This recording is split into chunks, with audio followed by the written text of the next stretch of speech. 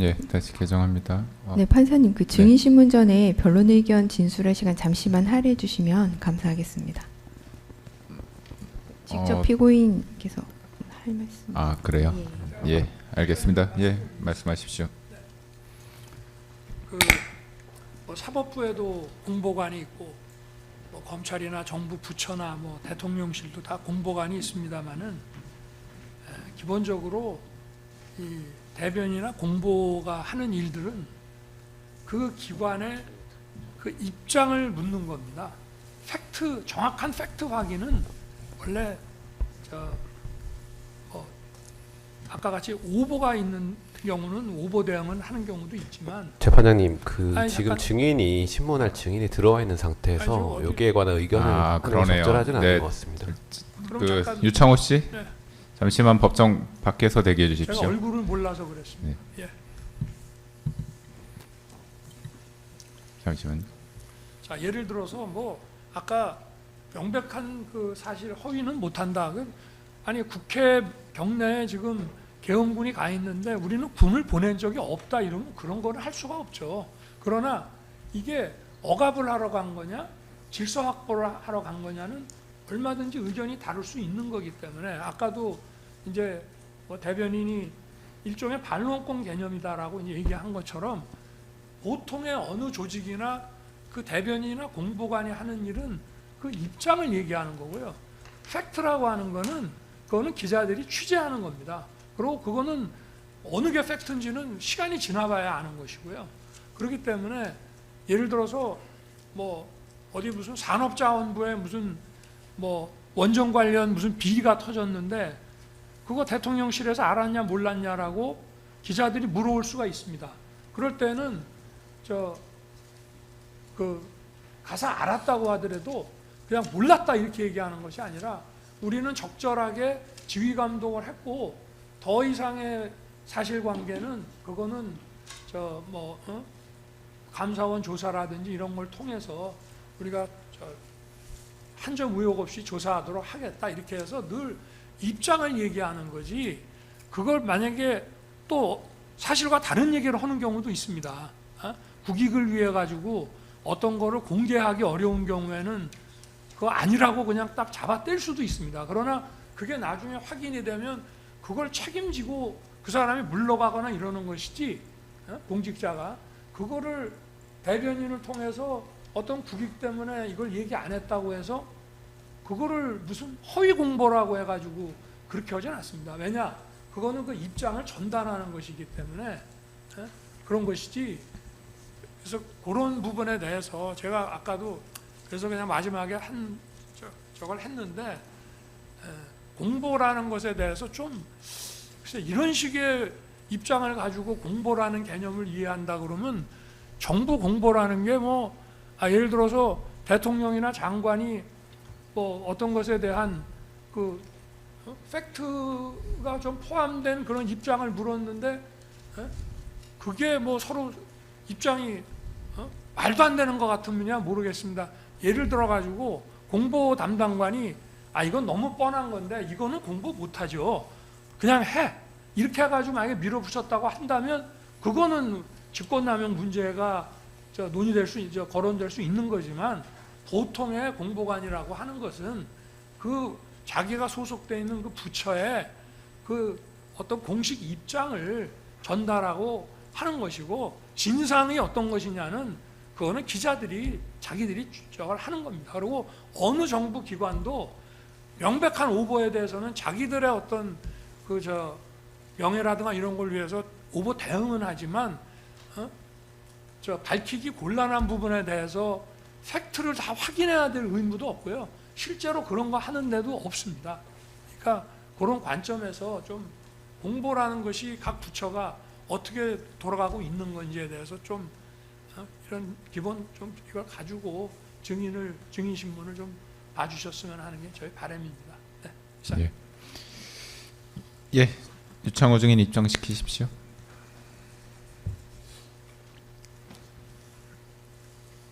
죄송합니다. 제 행정관 그 얼굴을 몰라가지고요.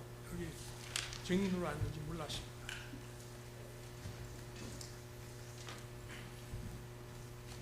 네, 일창호 씨 앞으로 나오십시오.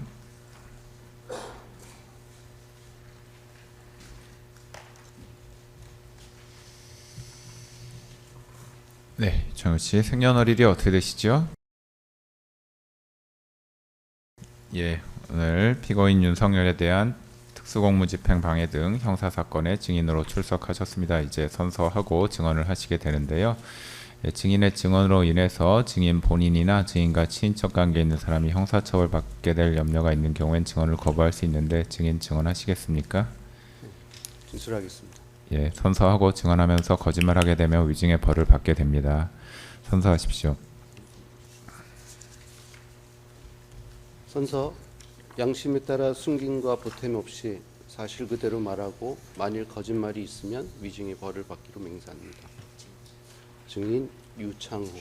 예, 앉으십시오.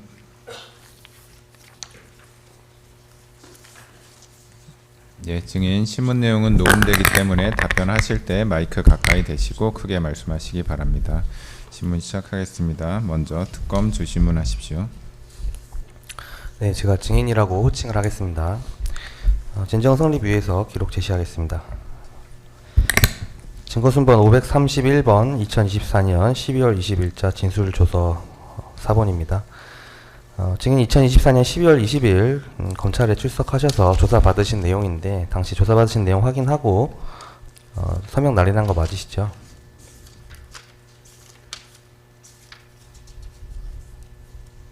네, 순번 969번 2025년 7월 7일자 진술조서 4번 제시하겠습니다. 증인이 특검에 이제 참고인으로 조사받으신 내용인데 당시 조사받으신 내용 읽어보시고 진술한 대로 기재되어 있는지 확인하신 다음에 서명 날인한 거 맞으시죠?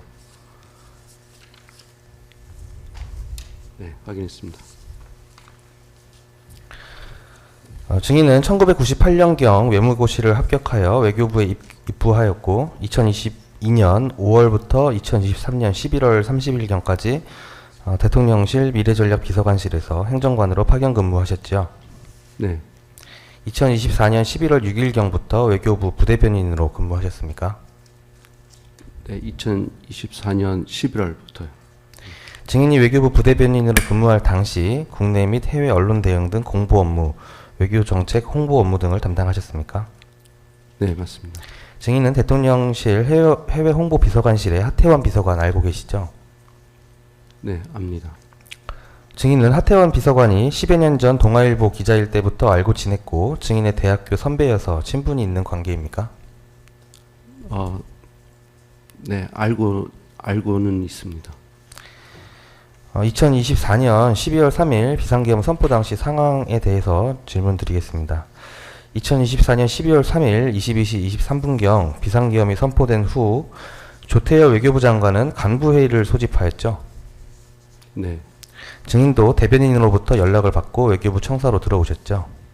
네, 증인은 이 간부회의에서 어떤 논의가 있었는지 아십니까? 잘 모릅니다.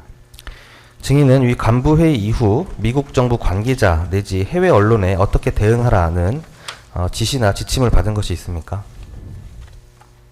그날은 없습니다. 뭐 그럼 그날 말고 다른 날 받으신 적이 아니요, 있습니까? 없습니다. 네, 없습니다. 2024년 12월 5일 피지 작성 및 배포와 관련하여 여쭤보겠습니다. 증인은 2024년 12월 5일경 대통령실 해외홍보비서관실의 하태원 비서관으로부터 받은 피지 자료를 외신 기자들에게 전달한 적이 있으시죠? 네, 일부 전달했습니다.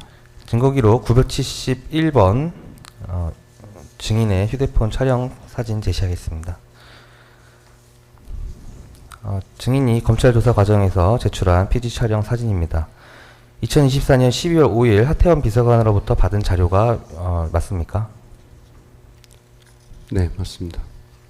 증인은 위 자료를 하태원 비서관으로부터 텔레그램을 통해서 받으셨습니까? 맞습니다. 증인이 하태원 비서관으로부터 위 피지 자료를 받게 된 경위는 어떻게 됩니까? 그날 12월 5일 오전에 제가 기자로부터 문의 전화를 받고 그 기자가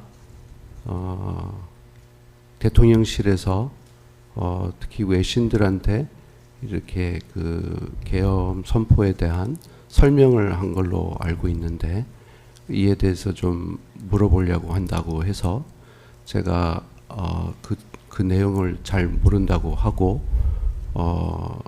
좀 알아보고 다시 알려주겠다고 하면서 제가 그 기자의 문의가 있었기 때문에 내부에 이제 확인을 했고 대통령실로부터 받은 자료가 있는지 확인했고 다른 사람도 없다고 해서 그 하태원 해외 홍보 비서관께 이걸 제일 잘 아실 만한 분이라고 생각하고 그렇게 전화해서 문의를 했고 상황에 대해서 좀 문의를 했고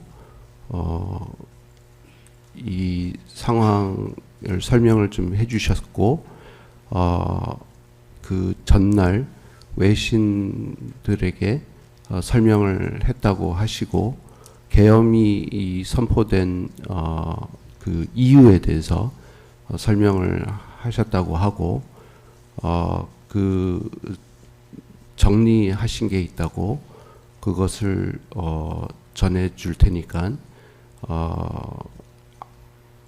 못 받은 외신이 있으면 전해 주라고 그렇게 얘기했습니다. 그래서 그 전화는 이제 오전에 했고 자료는 텔레그램으로 오후 3시 반 이후 받아서 받았습니다. 네, 11항 질문하겠습니다. 증인은 하태원 비서관으로부터 받은 위 피지 자료를 로이터의 신모 기자, 블룸버그의 최모 기자, AFP의 강모 기자, VOA의 이모 기자 총 4명에게 카카오톡을 통해 전달을 하셨습니까? 네, 맞습니다. 증인이 위 피지를 그 외신 기자들에게 보낸 이유는 무엇인가요? 그 해외 홍보 비서관께서 그렇게 아까 말씀드린 대로 아직 못 받아본 외신이 있다면 좀 전해달라고 요청하셨습니다. 그래서 그 자료가 이제 그 지난 그 전날 외신한테 전달이 됐고 그 다음에 그날 오전에 이미 보도가 된 내용임을 좀 확인을 하고 그 다음에 장관께 지침받은 게 좀 있어서 거기에 맞춰서 그렇게 전달했습니다. 하태원 비서관이 피지 자료를 이제 줄 때 이제 아는 외신 기자들에게 혹시 뭐 못 받은 외신 기자들이 있으면 대신 뭐 전달을 해줘라, 설명을 해줘라라는 취지로 요청을 해서 증인이 평소 알고 지내는 외신 기자들에게 피지 자료를 전달했다, 그런 취지가 맞습니까? 네, 맞습니다. 증인은 위 피지를 외신 기자들에게 전달하면서 대통령실로부터 받은 자료다라고 설명을 해줬습니까? 네, 대통령실로부터 받았고 외교부에서 작성한 건 아니라고 명확하게 얘기하고 전달했습니다. 증인은 하태원 비서관으로부터 이 피지 자료를 받고 그 내용을 뭐 읽어보셨을 텐데 그 피지 내용의 진위 여부를 확인을 하고 기자들에게 보낸 것인가요? 진위 여부를 따로 뭐 확인하진 않았습니다. 왜냐하면 이미 보도가 된 내용들이었기 때문에요. 구체적인 사실관계, 이 피지에 기재된 내용의 사실관계에 대해서 확인해봐야 된다, 진위 여부를 확인해봐야 된다, 그런 생각은 하지 않으셨습니까? 그래서 말씀드린 대로 이미 보도된 내용들이라서 제가 그 진위 여부는 제가 이미 보도된 내용이기 때문에 다른 외신 기자들도 받았을 거라고 생각을 했고 이 진위 여부는 이게 읽어보니까는 대통령님께서 그 계엄을 선포하신 그 대통령님의 입장이더라고요. 그래서 그거는 입장이시니까 그거는 기자들이 또 그때 계속 문의해왔던 거고 왜 계엄을 선포했는지에 대한 궁금증이 있었던 거고 그래서 그거에 대한 대통령님의 입장이라고 생각하고 전했습니다. 증인은 하태원 비서관으로부터 받은 이 피지 자료를 아까 말씀드렸던 외신 기자들에게 전달한 이후에 별도로 뭐 언론에 배포하거나 다른 기자들에게 전달한 사실이 있습니까? 없습니다. 네. 주신문 이상입니다.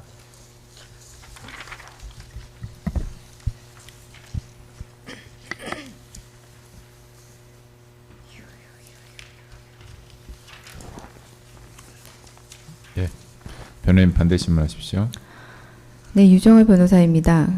그 증인은 외교부 부대변인으로 부임한 지 얼마 되지 않아서 비상계엄이 선포된 것으로 알고 있는데 한 달 정도밖에 근무하지 않은 상태였던 것이 맞나요? 네, 맞습니다. 증인은 당시 부대변인으로서 외신 메시지 발신이라든지 외신 언론 대응, 해외 언론 대응 그런 업무를 담당하고 있었죠. 맞습니다. 대통령실에서 작성한 입장을 외신에 전달하는 업무 역시 증인의 통상적 직무 범위에 포함될 수 있을 것 같은데 어떠세요? 네, 특히 기자들의 질의가 있으면 거기에 대해서 전달을 할 수도 있다고 생각을 하고요. 다만 제가 아까 말씀드린 대로 대통령실에서 작성한 자료임을 명확하게 구분해서 그렇게 그렇게 생각해서 전달한 겁니다. 네. 증인은 대통령실의 요청을 처음 겪어보는 상황에서 사실 여부를 따져보긴 어려웠고 일단 요청에 따라야 한다고 생각했다라고 당시 수사기관에선 진술하셨는데 맞나요? 맞습니다. 네. 그런데 피지 내용을 보면 그 비상계엄에 대한 대통령의 입장, 대통령실의 그런 입장에 대한 것이기 때문에 법적 판단이라든지 주관적인 입장이 다양하게 혼재되어 있는데 기억나시나요? 그러니까 저는 일단 그 자료가 비밀 자료인지 여부를 좀 판단을 하려고 했었던 거고, 그래서 그거를 확인해 보니까 이미 외신들한테 많이 전파가 됐고, 그 다음에 이미 보도까지 나온 상태에서 뭐 다른 그 진위 여부나 이런 거는 특별히 제가 판단할 자리가 아니라고 생각했고, 특히 이 대통령께서 하신 그 입장이 있다 보니까 네네. 그렇게 해서 전달을 한 겁니다. 사실상 팩트를 취재하는 건 기자들의 일이라서 다각도로 그들이 여러 루트로 진위 여부에 대해 취재를 하는 것이고, 외교부 부대변인으로서 일반적으로는 공보를 하실 때 주로 외교부의 입장을 설명하셨지요. 네, 일단 자료가 내려오면 그 자료는 이미 다 어느 정도 검증이 된 자료일 테고, 그 자료의 내용을 가지고 부대변인으로서 동의 못한다고 해서 전달 안 하고 이건 제 역할이 아니라고 생각합니다. 이번 비상계엄 피지 내용과 관련해서 그 업무상 비상계엄 선포에 대한 그 대통령실의 입장을 증인께서는 일부 외신 기자들에게 전달하는 그런 차원이셨죠? 네, 맞습니다. 증인께서는 계엄의 합헌성이나 적법성을 판단할 전문 지식은 없으시죠? 전문적인 지식은 없습니다. 대통령실의 판단이 법적으로 타당한지 여부를 검증할 권한이 증인에게 있었나요? 네, 그런 그 권한도 있지 않다고 생각합니다. 결국 증인의 역할은 정부의 입장을 외신에 전달하는 것이지 그 진위를 독자적으로 판단하거나 검증하는 그런 위치는 아니었죠. 네, 맞습니다. 제가 일단 공무원으로서 지시받고 거기에 따른 이행하는 게 제 임무라고 봅니다. 증인은 2024년 12월 3일 비상계엄 선포 전까지 계엄에 대해서 전혀 듣지 못했고 외교부 부대변인으로서도 사전에 브리핑이나 설명을 받지 못하셨죠? 네. 그런데 당시 비상계엄이라는 상황에서 외신의 문의가 증인에게 폭증했던 것은 맞나요? 뭐 폭증은 모르겠습니다만은 질의는 뭐 많았습니다. 네, 좀 있었습니다. 그래서 그 박모 기자로부터 긴급 연락을 그때 받았었고 외신으로부터 추가 문의가 있겠구나 이런 예상을 하셨던 거겠네요. 일단은 저한테 문의해온 그 오전에 전화 준 기자한테 제가 좀 더 알아보고 연락 주겠다고 얘기를 했기 때문에 상황을 좀 더 파악해서 알려주겠다고 했기 때문에 그렇게 해서 그 비서관께도 전화를 드린 겁니다. 증인은 외교부 부대변인으로서 그 당시 그런 상황이라면 신속한 대응을 하지 않으면 오보나 혼선을 초래할 가능성이 있겠다고 예상을 하셨겠네요.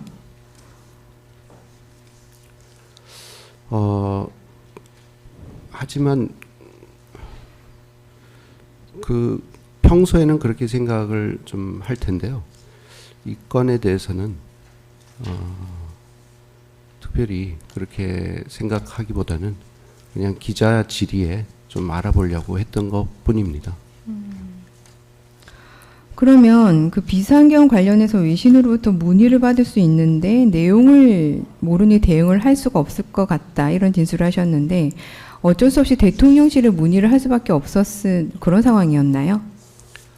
네, 뭐 대통령실에서 외신에게 설명을 한 것에 대해서 그 기자가 문의를 했기 때문에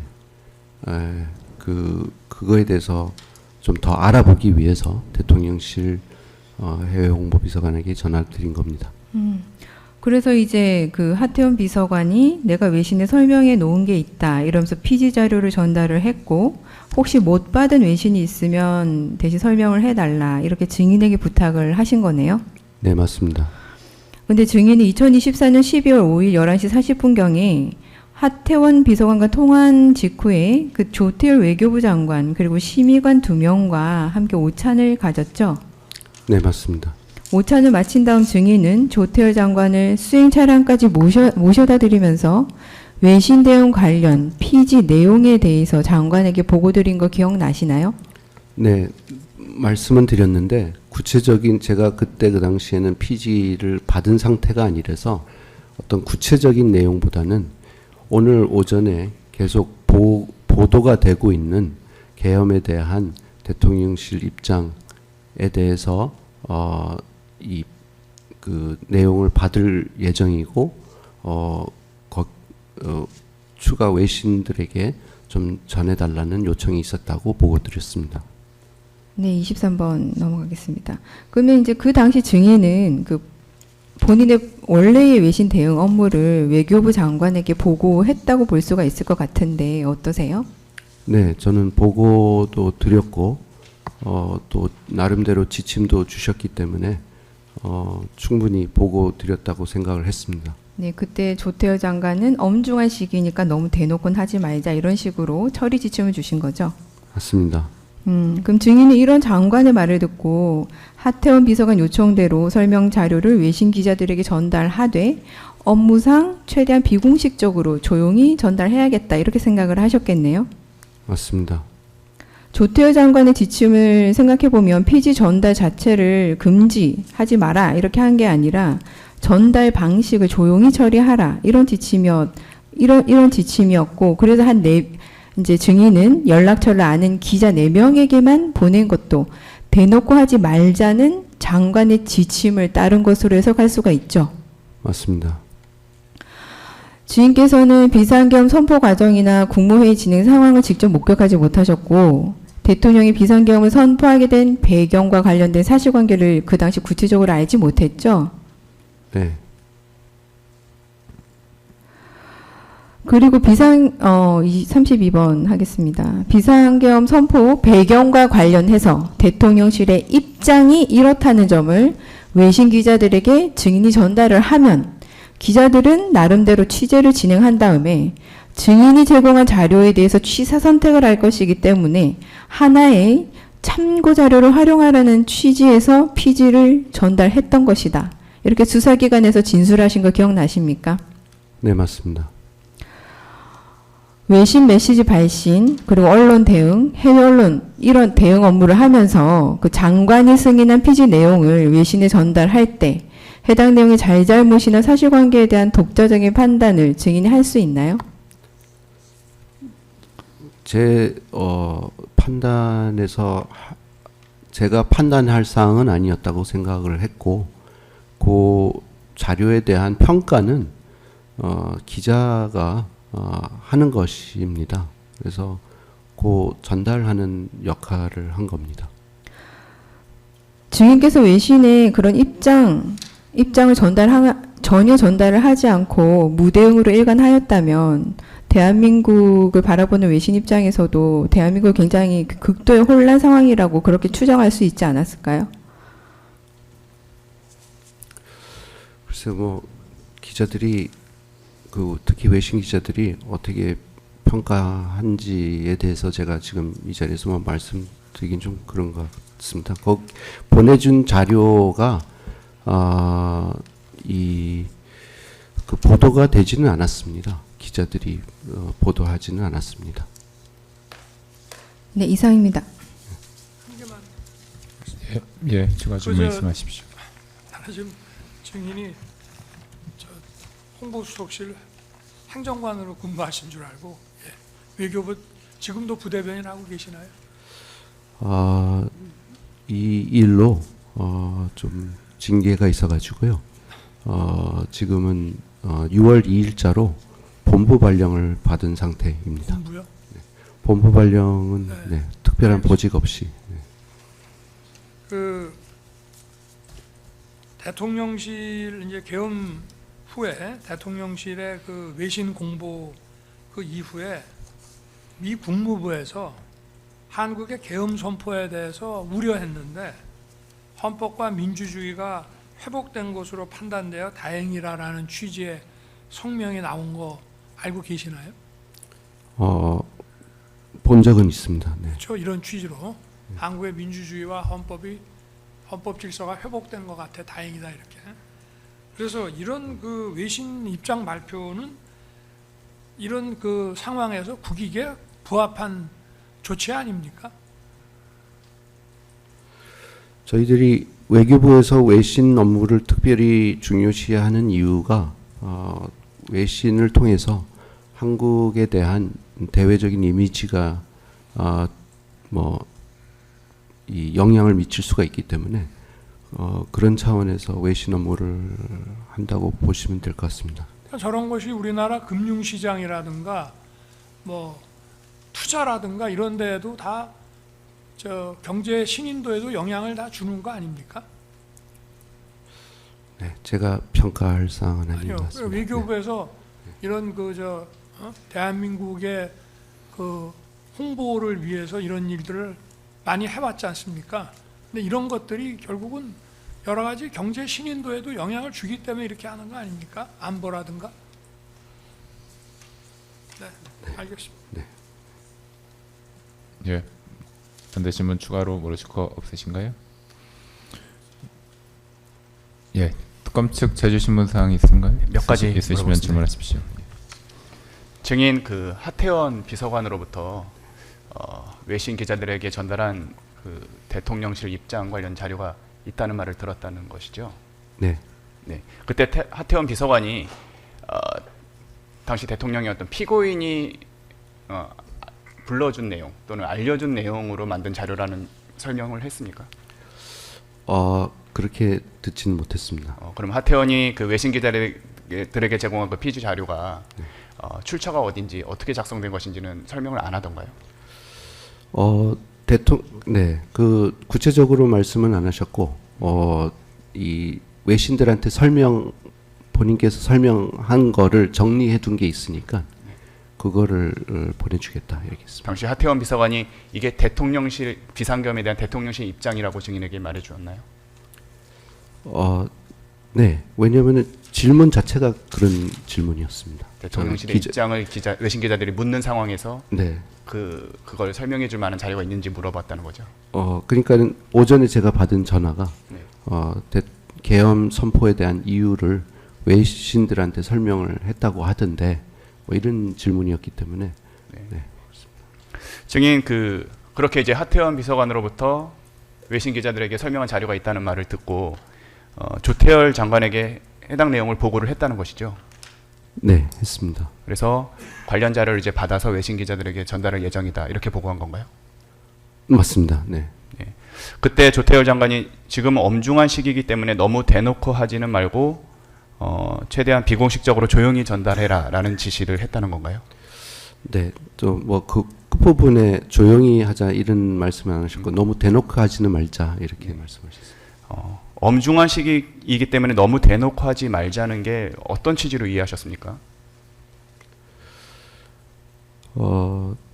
이 대통령 장관께서도 그 대통령실로부터 받은 자료인 만큼 또 받은 요청인 만큼 이행 안 할 수는 없고 하되 좀 소극적으로 하자 네. 이렇게 받아들였습니다. 당시 정부의 입장 또는 대통령실의 입장을 외신들에게 알리는 업무였다면 적극적으로 하면 되는 거 아닌가요? 왜 조심해서 업무를 해야 되죠? 글쎄, 장관의 장관께서 가졌던 개인적인 그런 입장도 있었던 것 같고요. 그래서 네, 소극적으로 하라는 걸로 저는 이해하고 그렇게 처리했습니다. 이 사건 비상계엄 선포 당시에 조태열 외교부 장관이 비상계엄에 반대했다는 얘기 들으셨습니까? 당시? 네, 들었습니다. 그래서 조태열 장관은 비상계엄에 대해서 반대하는 입장이었고 이 비상계엄이 좀 문제가 있다고 생각을 했기 때문에 이런 너무 대놓고 하지 말라는 지시한 거 아닌가요? 그렇게 구체적으로 설명해 주시면서 지침을 주신 건 아니지만 그렇게 전반적으로 그런 지침을 주신 걸 보면 그런 취지가 아니었나 싶습니다. 네. 예, 이상입니다. 예, 변호인 재반대 신문사항 있습니까? 예, 특검 측에서 추가 질문하십시오. 추가적으로 예. 질문하겠습니다. 증인 아까 외신 기자에게 전달했는데 기사화되진 않았다고 증언하셨죠? 맞습니다. 네. 외신 기자들도 피지 내용에 문제가 있다고 생각되어 보도하지 않은 것인가요? 그거는 제가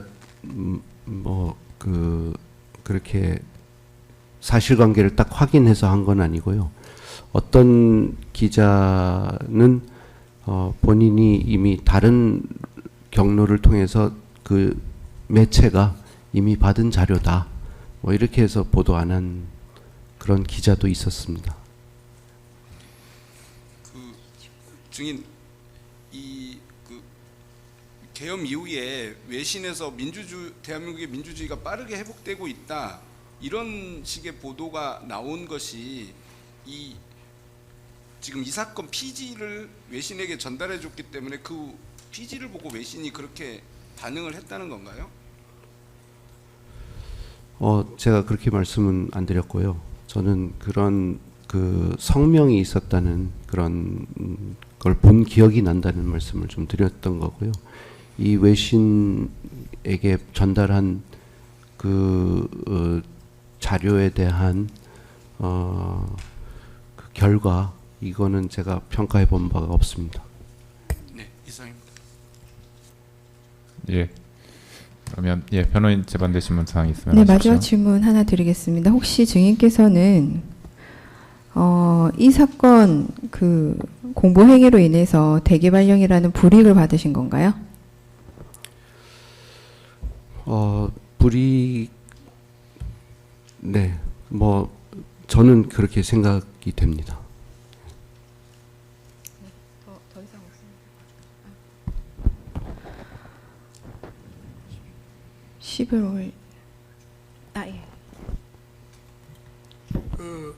지금 장관한테 그 대통령실 피지 받아서 이걸 하겠습니다라고 얘기한 게 12월 5일이잖아요. 네, 맞습니다. 12월 5일이면 벌써 4일부터 탄핵 소추가 들어가고 이 내란몰이가 이제 막 시작이 됐는데 장관 얘기는 그거 너무 적극적으로 하다 보면은 나중에 지금 이제 겪고 있는 것 같은 이런 피해를 볼 수가 있으니까 적절하게 하라는 그런 취지 아니었습니까? 지나고 봐서 생각해 보면. 그런 요소도 있을 수도 있겠습니다. 그렇죠. 그 처음에 저 외교부에서 이제 그 계엄을 막 선포한 직후에 주미 대사관, 그러니까 주한 미 대사관의 분위기는 상당히 우려하고 이런 분위기가 있었던 거 알고 계시나요?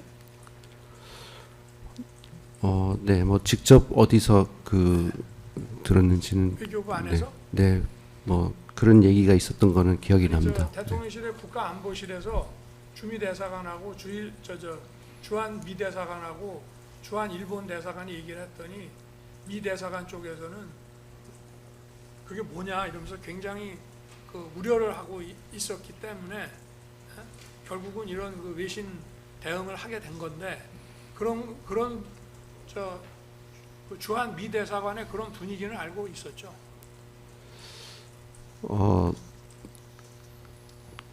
그런 얘기가 안에서 그런 소문이 없었습니까? 네, 그런 얘기는 들은 바가 있습니다만은 이 건하고 제가 그렇게 연계 짚진 않았습니다. 네, 그렇습니다. 그리고 4일날 오후에서야 이제 오후 한 늦지막한 시간에 국무부에서 헌법과 민주주의 회복에 대해서 다행이라는 그런 브리핑이 나온 거는 외교부에서 12월 5일날 하기 전에 이미 그게 나온 거는 알고 계시나요? 시기가? 잘 기억이 안 납니다. 네. 그리고 아까 5일날 외교부에서 기자들 4명한테 외신 기자한테 줬는데 보도가 잘 안 됐다는 거는 4일날 이미 보도가 나올 건 나왔기 때문 아닌가? 한두 줄씩? 네, 그런 면도 좀 있을 수도 있겠습니다. 네, 이상입니다. 예, 증인에게 더 질문할 거 없으신가요? 예, 증인 수고하셨습니다. 신문 마치겠습니다. 돌아가셔도 됩니다.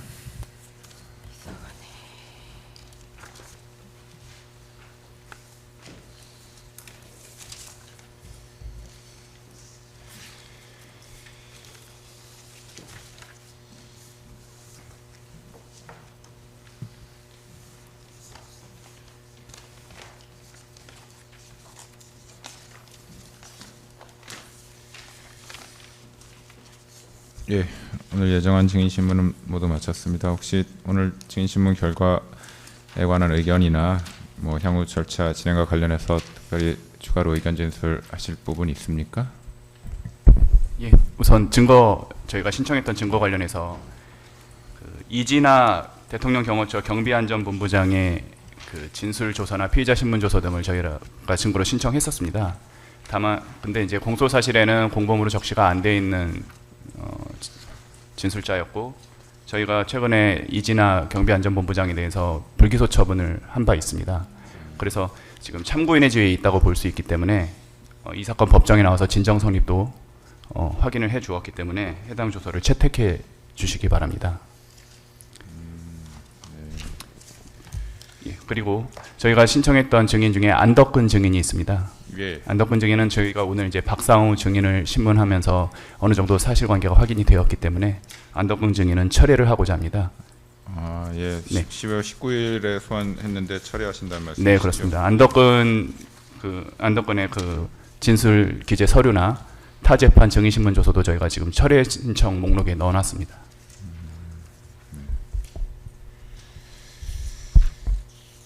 알겠습니다. 예, 말씀하신 사항 중 이진아 관련된 진술 증거는 순번 확인해서 다음 기일 증거 조사하기 전에 다시 체부 결정 말씀드리고 그 부분도 그러면 서중 조사에 포함시켜 주시기 바랍니다. 그리고 다음 기일 진행할 서중 조사와 관련하여 말씀드리겠습니다. 특검 측에서 12월 2일자 그리고 11일자로 추가 신청하신 증거들은 대부분 타 재판이나 헌법재판소 탄핵심판 과정에서 이루어진 증인신문 녹취서와 증인신문 조서인 것으로 보입니다. 이 증거들은 형사소송법 311조 또는 315조에 의해서 피고인 측의 동의 여부와 상관없이 모두 증거 능력이 있는 증거라고 판단되므로 증거는 모두 채택을 할 것입니다. 그리고 이 부분에 관해서 피고인 측에서는 오전에 의견을 말씀하시면서 반대 신문이 필요하다 이런 의견을 진술을 하셨는데 특검 측에서 증인 신문 조서 등을 증거로 제출하시고 따로 증인 신청을 하지 않으신다고 하셨기 때문에 만약에 피고인 측에서 특별히 증인 신문이 필요하다고 판단하시는 부분이 있으면 피고인 측 증인으로 신청을 하시기 바랍니다. 입증 취지를 구체적으로 밝혀주시면 좋겠습니다. 그래서 다음 기일에 특검 측에서 나머지 서증 조사를 진행하고요. 그 서증 조사 결과와 변호인의 증거 신청을 종합적으로 재판부에서 검토해서 피고인 측에서 추가로 증인 신청하는 것이 있으면 그에 대한 채택 여부를 추후에 결정하도록 하겠습니다. 그 다음 기일에 진행될 서등 조사 관련해서는 저희가 2시간에서 3시간 정도를 예상을 하고 있습니다. 그리고 피고인 측에서 만약에 증인을 신청한다고 하면 다음 기일 전까지는 신청이 되어야 저희가 그 다음 서증조사 이후 기일들이 공전되지 않고 진행될 수 있을 것 같습니다. 저희가 서증조사를 끝으로 증거조사 절차가 마무리되는 상황이기 때문입니다. 그 부분 관련해서 재판부도 일정과 관련해서 좀 얘기를 드릴 게 있는데요. 일단 다음 기일에 서증 조사를 하더라도 일단은 특검 측에서 증거 서류의 유지를 진술을 하실 거고 저희가 피고인 측의 증인 신청에 관해서 그 체부를 검토를 하려면 결국은 그 서증들을 저희가 다 살펴보아야 될 것 같거든요. 그런 시간이 저희에게 좀 필요를 할 것으로 보입니다. 그래서 일단 증인 신청은 다음 기일까지 피고인 측에서는 해주시고요. 저희가 지금 다음 기일에 그럼 12월 16일인데 이날 서증 조사를 하고 그 12월 19일이 지금 그 다음 기일로 예정되어 있는데 그때까지는 체부 판단은 좀 어려울 것 같습니다. 그래서 12월 19일과 26일에 예정되어 있는 기일들은 변경을 해서 1월 16일 기일 전까지 저희가 판단을 해서 증인 체부 결정을 하고 저희가 그 전에 판단하는 증인 채택한다고 판단하는 증인은 1월 16일부터 소환을 하도록 하겠습니다. 그렇게 된다면은 그 구속 기간 내에 그 판결 선고가 어려워질 수 있는데. 그런 부분이 있기는 한데요. 저희도 검토할 시간이 필요하기 때문에 사실 그 과정에서 서증에 대해서 종합적으로 저희 재판부에서 다 검토를 할 예정이기 때문에 피고인 측 증인 만약 필요하다면 그 부분에서 드러난 사실 외에는 저희가 최대한 특검 측 증거 조사 결과에 대해서는 어떤 저희가 의견을 가진 상태에서 이제 그다음 절차가 진행할 수 있을 것 같아서 판결문 작성을 위한 시간은 그 이후에는 좀 줄일 수 있을 것으로 저희는 예상하고 있습니다. 그럼 12월 16일 기일에 채택 증거들에 대한 저희 증거 제출을 받으실 예정이신지 저희가 법정에서 알겠습니다. 이와 관련해서 추가로 더 말씀하실 내용 있으신가요? 정말 그 변호인 측께서 아까 증인 신청 관련해서 말씀하시기도 했습니다만 저희도 아까 의견서에 말씀드린 바와 같이 그 기존의 내란 우두머리 사건에서 그 신문 이미 충분한 반대 신문이 이루어진 증인들에 대해서 단순히 피고인에 대해서 불리한 증언을 했다는 이유로 물론 그에 대해 신빙성을 다툴 수는 있겠지만 그런 증인들을 굳이 나와서 증언을 다시 하게 하는 방법으로 그 신빙성을 다퉈야 하는지 아니면 어떤 변호인 측께서 객관적인 증거나 이런 거에 모순된다 그래서 이 증언을 믿을 수가 없다고 하신다면 그런 것을 의견서 형태로 아니면 다른 증거들과 대조하는 형태로 하는 게 나은지 그런 부분은 꼭 증거 채택이나 아니면 변호인께서도 그런 증인 신청을 하실 때 그 부분을 좀 염두에 두셔서 그 그 증인들이 두 번 나와서 좀 힘든 재판 과정을 또 거치지 않는 방향으로 할 수 있도록 좀 참작을 부탁드리겠습니다. 예, 송전호 변호사 답변드리겠습니다. 예, 저희가 증인 신청을 할 때 관련된 자료, 그다음에 조서, 그다음에 증인 신문 타 재판에서 있었던 특검이 제출한 거 이외에 다른 증인 신문 조서 등을 다 제출을 할 것이고요. 그다음에 조성현 증인 같은 경우에는 어떻게 진술이 계속 바뀌고 있는지, 그래서 그 바뀐 진술을 이 재판부 이 법정에서 왜 확인을 해야 되는지에 대해서 상세하게 기재를 또 하겠습니다. 오성배 증인과 관련돼서도 오성배 증인의 증언, 그다음에 타 또 법정에서의 증언 내용, 그다음에 저희가 재판 중간에 확보한 통화 기록과 얼마나 오성배 증인의 그 증언이 차이가 나는지, 물론 이제 변론 요지를 통해서도 탄핵을 할 수가 있지만은 그런 점들을 좀 상세히 밝혀서 지금 반대 신문의 필요성에 대해서 또는 저희가 증인으로 불러서 주신문을 할 필요성에 대해서 상세하게 밝히도록 하겠습니다. 예, 그렇게 해주십시오. 네, 유정환 변호사입니다. 그 특검이 제시한 증인 외에 추가 증인 필요성까지 충분히 논의해서 신속하게 밝히도록 하겠습니다. 예. 저희 입장에서는 그 증거 체부나 이런 과정에서 이제 재판장님께서 말씀하신 그런 일정과 관련해서 저희가 또 저희 입장에서 좀 이 재판 진행과 관련해서 의견이 좀 정리가 되면 또 다음 기일에 의견에 대해서 한번 말씀을 드리도록 하겠습니다. 예, 알겠습니다. 그 증거 제출 관련해서 지금 현재 지금 체부 결정이 아직 이루어지지 않은 상태인데 저희가 이제 증거 제출할 기록을 이제 저희가 준비를 하려면 어느 기록에 대해서 체부 결정이 있을지 저희가 어느 정도 일단 동의한 증거와 증거력이 있다고 판단되는 서류로 준비를 할 예정인데요. 좀 체부 결정을 한 이후에 제출을 할지 좀 어떻게? 예, 오전에도 제가 말씀드렸지만 아직 변호인께서 지금 나머지 증거들에 대해서 증거 의견을 안 밝혀주셔서 체부 결정이 지금 다 이루어지지 못한 상황인데요. 저는 기본적으로 그 증거 체부는 통상적인 예에 따라서 할 것입니다. 뭐 진술 증거에 대해서는 동의하신 부분에 관해서 증거 채택하고, 또 공범이 아닌 증인의 진정 성립에 의해서 진정 성립 인정된 증거 채택하고요. 말씀드린 것처럼 추가 증거로 제출된 그 다른 재판 과정에서의 증인 신문 조서나 녹취록은 모두 증거 능력 있는 것으로 보고 채택을 하고, 뭐 수사 보고서 등에 관해서는 부동의하는 경우에는 채택하지 않고, 그런 일반적인 원칙에 따라서 체부 결정할 것이니까요. 그에 맞춰서 준비를 해주시면 되겠습니다. 예. 위법 수집 증거 주장을 했던 증거들도 채택을 전제로 저희가 준비하겠습니다. 예, 그렇게 해주시면 되겠습니다. 예, 더 의견 제시하실 거 있으신가요? 예, 없으시면 오늘 재판 이것으로 마치고요. 그러면 12월 16일 오전 10시 15분에 속행하도록 하겠습니다.